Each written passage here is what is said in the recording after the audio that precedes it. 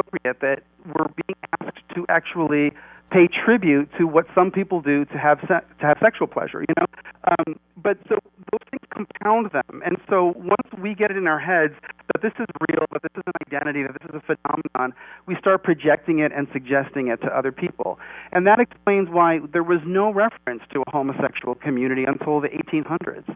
Yeah, it was only when science gave people that idea, and it was a false idea, that then they reinforced it and built it up. Yeah. And you go to Africa, and there's still places in the world today where people just don't really believe this. No, they don't. And there's a lot of religions, obviously, that, especially in the Middle East, if you're gay, you don't say a word about it. Right. You don't. Mm-hmm. Now, there's a lot of thoughts that get into people's minds, and I think, the younger people, the impressionable years, before 12, before puberty, it's hard enough for kids these days to try to find their place in the world, to try to figure things out. It's stressful, but then to egg people on and then to, put these ideas, I think it's very unfair. It puts a lot of children at a disadvantage. Wouldn't you say that? I do, and honestly, if I can extrapolate from my memories of my mother, she would be like 78 years old. Today, she would have been horrified at what's going on. She would not have stood behind this at all, because as a psychiatrist, she knew very well sexual issues, and you don't go that child development occurs over a certain rhythm, and before puberty, definitely, children are not prepared to be exposed to pornography. They're not prepared to be told about all of this sexual categorization and this sexual activity, and you really do distort the child's development. And this is one of the reasons why, since the gay marriage debate has been winding down, I have really tried to focus now on the schools. Because I think even if you have a lot of sympathy for the LGBT community, you have to maintain that it is not in their interests to be this obsessed with children. They're obsessed with adoption. They're obsessed with changing the curriculum in schools. And ultimately, given how much people associated pedophilia with homosexuality and child abuse in people's minds, you don't want the LGBT community to be doing things that really confirm people's darkest fears. People have a lot of very sincerely held fears that the gay community wants to recruit children into this lifestyle. And I cannot answer those people by saying your fears are unfounded at this point, because the Human Rights Campaign, for instance, has a program called Welcoming Schools, and they want to go to 4-year-olds and 5-year-olds to teach them about homosexuality. That's just developmentally so wrong. And people always cite the American Psychiatric Association as an authority that supports this, but they themselves endorsed pedophilia and were denounced by the Senate in the late 90s.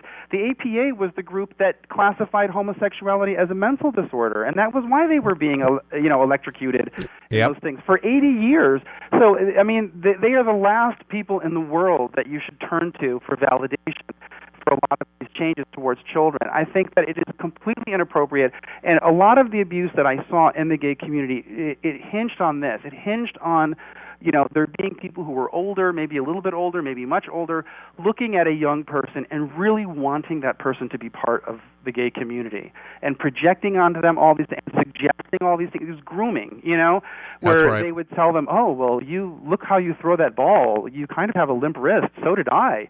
Oh, you like musicals? I like musicals. You must be gay. Sleep with me. I mean, it's really, really very, very harmful. Now, how do you get out of, is there any organizations, if somebody's listening and says, I'd really like to get out of the lifestyle, is there any help? Well, right now, there's a huge movement to make the help illegal because New Jersey, for instance, signed a law saying that therapists cannot give people that kind of help because that's considered discriminatory and false, consumer fraud. So it's going to be very difficult to get it. I think that you have to try to go online and connect with some ex-gay groups. There's the Restored Hope Network. I know them, and they're really good people. They have a lot of therapists who, they find ways to comply with the law and still be able to give people help if they need to get out of the gay community. I do have one podcast on at least using my experience as a springboard to say this is how you can do it. If you're in the lifestyle and you're miserable, and this is going to describe a lot of people, and you're just waking up every day and saying, why do I feel so lonely? Why do I feel so unfulfilled? Why am I having so much sex and all of it is making me miserable? Why do I feel like everything's falling apart? I want to get out. I think that there are ways that you can do it. There are some practical steps. You know, the first thing I would say is you've got to cut off all of your contacts with the gay community.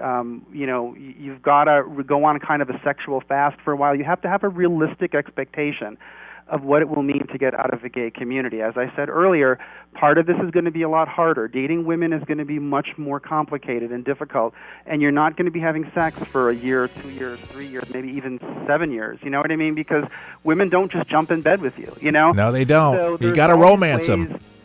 What'd you say? You got to romance them. Cogwatch podcast. It's Cog, C-O-G, Watch, podcast.blogspot.com. You can type in Robert Lopez, Professor Robert Lopez, and his book Wackos, Thugs, and Perverts on Amazon. You want to pick up that book there. Will you come back on our show at a later time? Yeah, sure. Thanks. Terrific. God bless you, and please say hello to your lovely wife for us. Oh, okay, thanks. Yeah. Appreciate that. God bless you, my friend. Well, there to go. An hour just flies on by. If you enjoy the show, we'd like to say share the show. And remember, you can listen to reruns of our broadcast on our website at forthepeopleshow.com. That's forthepeopleshow.com. Like us on Facebook and comment about today's broadcast. All the best. May God bless.